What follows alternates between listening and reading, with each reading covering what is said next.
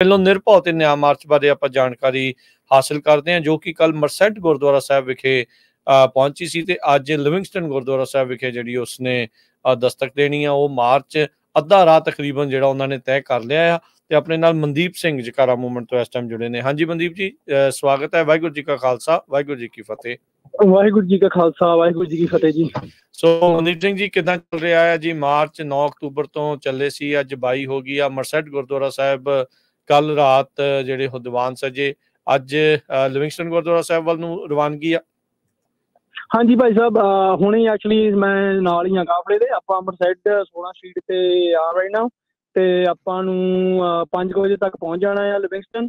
ਸੋ ਸੰਗਤ ਨੂੰ ਸਾਰਿਆਂ ਨੂੰ ਬੇਨਤੀ, ਆਲੇ ਦੁਆਲੇ ਜਿਹੜੇ ਲਿਵਿੰਗਸਟਨ, ਟਰਲ, ਮਰਸੈਟ, ਜਿੱਥੇ ਵੀ ਤੁਸੀਂ ਆਲੇ ਦੁਆਲੇ ਇੱਥੇ ਰਹਿੰਦੇ 209 ਦੇ ਵਿੱਚ, ਅੱਜ ਸ਼ਾਮ ਨੂੰ 5 ਵਜੇ ਤੱਕ ਜ਼ਰੂਰ ਪਹੁੰਚ ਜਾਇਓ। ਲਿਵਿੰਗਸਟਨ ਪੀਚ ਗੁਰਦੁਆਰੇ ਆ, ਪੀਚ ਐਵਨਿਊ ਤੇ ਗੁਰਦੁਆਰਾ ਸਾਹਿਬ ਜੀ। ਕੱਲ ਸਿੱਖ ਸਦਭਾਵਨਾ ਦਲ ਵਾਲੇ ਜਿਹੜੇ ਆ ਬਲਦੇਵ ਸਿੰਘ ਵਡਾਲਾ ਤੇ ਹੋਰ ਵੀ ਜਿਹੜੀਆਂ ਸੰਗਤਾਂ ਜੁੜ ਰਹੀਆਂ। ਹਾਂਜੀ ਜ਼ਰੂਰ ਜੀ, ਜ਼ਰੂਰ। ਹੁਣੇ ਹੀ ਮੈਂ ਐਕਚੁਅਲੀ ਇੱਥੇ ਗੈਸ ਸਟੇਸ਼ਨ ਤੇ ਹੀ ਸੀਗਾ। ਇੱਕ ਫੈਮਿਲੀ ਫ੍ਰੈਜ਼ਨੋ ਤੋਂ ਆਈ ਆ ਤੇ ਉਹਨੇ ਹੁਣੀ ਪਾਰਕ ਕਰਕੇ ਰੋਡ ਤੋਂ ਭੱਜ ਕੇ ਹੁਣ ਕਾਫਲਾ ਹੁਣੀ ਜੁਆਇਨ ਕੀਤਾ। ਤੇ ਸੰਗਤਾਂ ਜੀ ਰੋਜ਼ ਰੋਜ਼ ਹੀ ਏਦਾਂ ਨਾਲ ਹੀ ਤੁਰ ਰਹੀਆਂ। ਟਰੱਕਾਂ ਵਾਲੇ ਵੀਰ ਵੀ ਜਾ ਰਹੇ, ਹੌਰਨ ਮਾਰਦੇ, ਹਾਈਵੇ ਤੇ ਸਾਨੂੰ ਦੇਖਦੇ ਆ। ਕਾਰਾਂ ਦੇ ਵਿੱਚ ਵੀ ਕਈ ਆਪਣੇ ਪੰਜਾਬੀ ਭੈਣ ਭਰਾ ਜਾਂਦੇ ਆ। ਸੋ ਬੇਨਤੀ ਆ ਜੀ ਸਾਰਿਆਂ ਨੂੰ, ਜਿਹੜੇ ਵੀ ਦੇਖਦੇ ਆ ਸਾਨੂੰ ਤੁਰਦੇ ਤੁਰਦੇ, ਤੁਸੀਂ ਭਾਵੇਂ 1 ਮਿੰਟ 2 ਮਿੰਟ ਕੱਢ ਕੇ ਜ਼ਰੂਰ ਸਾਡੇ ਨਾਲ ਤੁਰੋ। ਤੇ ਜੇ ਕਿਸੇ ਨੇ ਲੰਬੇ ਤੌਰ ਤੇ ਤੁਰਨਾ ਆ ਉਹ ਵੀ ਠੀਕ ਆ, ਆਪਾਂ ਤੁਹਾਨੂੰ ਰਾਈਡਾਂ ਵੀ ਦੇ ਦੂੰਗੇ ਵੈਨ ਦੇ ਵਿੱਚ। ਤੇ ਬਹੁਤ ਚੜ੍ਹਦੀ ਕਲਾ ਆ ਜੀ। ਚਲੋ ਜੀ, ਬਹੁਤ ਵਧੀਆ ਉਪਰਾਲਾ ਜਿਹੜਾ ਉਹ ਚੱਲ ਰਿਹਾ ਆ। ਸੋ ਅੱਜ ਲਿਵਿੰਗਸਟਨ ਗੁਰਦੁਆਰਾ ਸਾਹਿਬ ਜਿਹੜਾ ਪੀਚ ਐਵੀਨਿਊ ਤੇ, ਜਿੱਦਾਂ ਤੁਸੀਂ ਦੱਸਿਆ ਵੀ ਉੱਥੇ ਸ਼ਾਮ ਦੇ ਦੀਵਾਨ 5 ਵਜੇ ਤੁਸੀਂ ਉੱਥੇ ਪਹੁੰਚਣਾ ਆ। 5 ਵਜੇ ਜਿਹੜੇ ਉਹ ਲੱਗਣੇ ਆ। ਤੇ ਇਸ ਤੋਂ ਅਗਲਾ ਵੀ ਥੋੜਾ ਜਿਹਾ ਅਗਲੇ 3-4 ਦਿਨ ਦਾ ਵੀ ਜਿਹੜਾ ਦੱਸ ਦਿਓ। ਲਿਵਿੰਗਸਟਨ ਗੁਰਦੁਆਰਾ ਸਾਹਿਬ ਤੋਂ ਬਾਅਦ ਫਿਰ ਟਰਲਾ ਗੁਰਦੁਆਰਾ ਸਾਹਿਬ ਆ। ਹਾਂਜੀ ਜੀ, ਆਪਾਂ ਨਾਲੇ ਬੀਬੀ ਬਲਜੀਤ ਕੌਰ ਖਾਲਸਾ ਕੀਰਤਨੀ ਜਥਾ ਆਉਣਾ ਅੱਜ ਤੇ ਕੱਲ ਨੂੰ। ਟਰਲ ਅੱਜ ਲਿਵਿੰਗਸਟਨ ਗੁਰਦੁਆਰੇ ਪੀਚ ਤੇ, ਕੱਲ ਨੂੰ ਸਵੇਰ ਨੂੰ ਆਪਾਂ ਪੀਚ ਗੁਰਦੁਆਰੇ ਤੋਂ 8 ਵਜੇ ਸਵੇਰ ਨੂੰ ਤੁਰ ਪੈਣਾ 8:30। ਠੀਕ ਹੈ। ਬੀ ਸਟਰੀਟ ਗੁਰਦੁਆਰੇ ਲਿਵਿੰਗਸਟਨ ਰੋਕ ਕੇ ਉੱਥੇ ਲੰਚ ਕਰਕੇ ਤੇ ਫਿਰ ਆਪਾਂ ਟਰਲ ਗੁਰਦੁਆਰੇ ਵੱਲ ਨੂੰ ਜਾਣਾ 5th ਸਟਰੀਟ ਵਾਲਾ। ਤੇ ਉੱਥੇ ਵੀ ਸ਼ਾਮ ਨੂੰ ਦੀਵਾਨ ਬੀਬੀ ਬਲਜੀਤ ਕੌਰ ਖਾਲਸਾ ਜੀ ਦਾ ਜਥਾ ਕੀਰਤਨੇ ਨਾਲ ਸੰਗਤ ਨੂੰ ਨਿਹਾਲ ਕਰੂਗੇ। ਤੇ ਫਿਰ ਉਹ ਤੋਂ ਅਗਲੇ ਦਿਨ ਆਪਾਂ ਸੀਰੀਜ਼ ਗੁਰਦੁਆਰੇ ਜਿਹੜਾ ਹਿਊਸਟਨ ਆ ਉੱਥੇ ਮੋਡੈਸਟੋ, ਉੱਥੇ ਜਾਣਾ। ਉੱਥੇ ਭਾਈ ਸਾਹਿਬ ਨਾਗਪੁਰੀ ਜਥਾ ਆਉਣਾ ਆ। ਤੇ ਉਹਦੇ ਬਾਅਦ ਵਿੱਚੋਂ ਫਿਰ ਮੈਂਟੀਕਾ ਤੇ ਸਟਾਕਟਨ, ਫਿਰ ਲੋਡਾਈ, ਫਿਰ ਗਰੋਵ ਤੇ ਫਿਰ ਵੈਸਟ ਸੈਕਰਾਮੈਂਟੋ ਗੁਰੂ ਘਰ।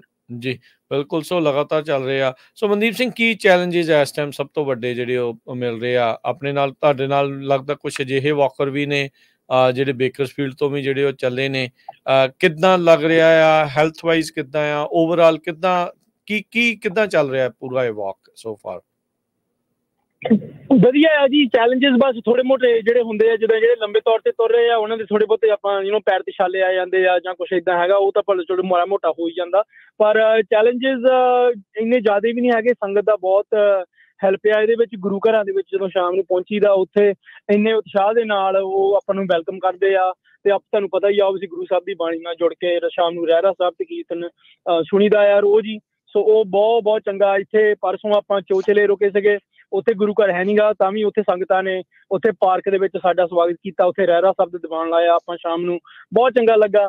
ਤੇ ਆਉਣ ਵਾਲੇ ਸਮੇਂ ਦੇ ਵਿੱਚ ਹੁਣ ਨਵੰਬਰ 1 ਨੂੰ ਜਦੋਂ ਸ਼ੁੱਕਰਵਾਰ ਨਵੰਬਰ 1 ਸੈਕਰਾਮੈਂਟੋ ਕੈਪੀਟਲ ਤੇ ਪਹੁੰਚਣਾ ਆ, ਉਦੋਂ ਨੂੰ ਵੈਸਟ ਸੈਕਰਾਮੈਂਟੋ ਗੁਰਦੁਆਰੇ ਤੋਂ ਤੁਰਨਾ ਆਪਾਂ ਸਾਰਿਆਂ ਨੇ।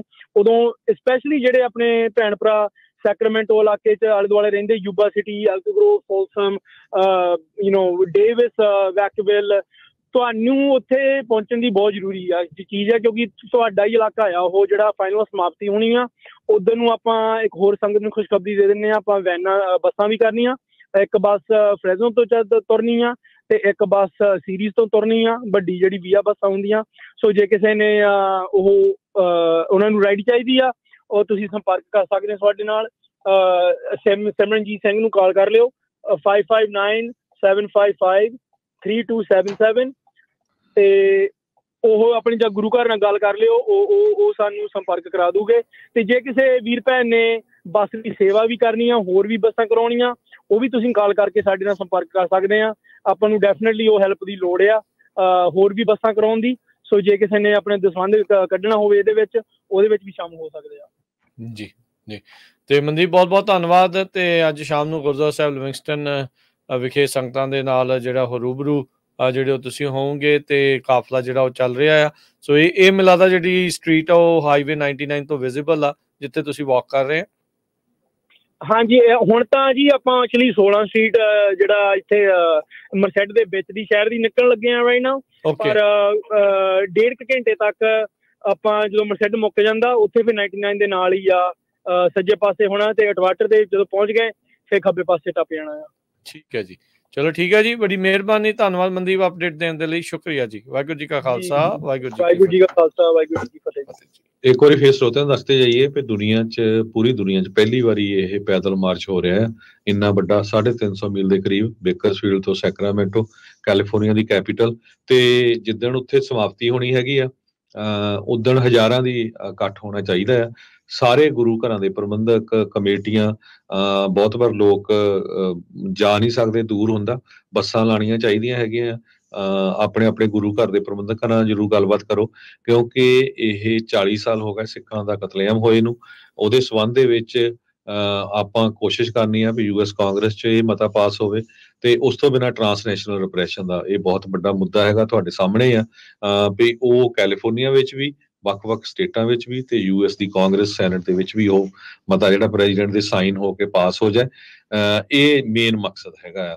ਸੋ ਜੇ ਤੁਸੀਂ ਇਸ ਹਿਸਟਰੀ ਦਾ ਹਿੱਸਾ ਬਣਨਾ ਚਾਹੁੰਦੇ ਆ, ਇਹ ਕੋਈ ਨਹੀਂ ਮੈਟਰ ਕਰਦਾ ਕਿਹੜੀ ਜਥੇਬੰਦੀ ਕਰਵਾ ਰਹੀ ਹੈਗੀ ਆ, ਇਹ ਸਾਰੇ ਆਪਣੇ, ਸਾਡਾ ਸਾਰਿਆਂ ਦਾ ਕੌਮ ਦਾ ਆ ਜੀ, ਕੌਮ ਦੇ ਲਈ ਇਹ ਵਾਕ ਆ।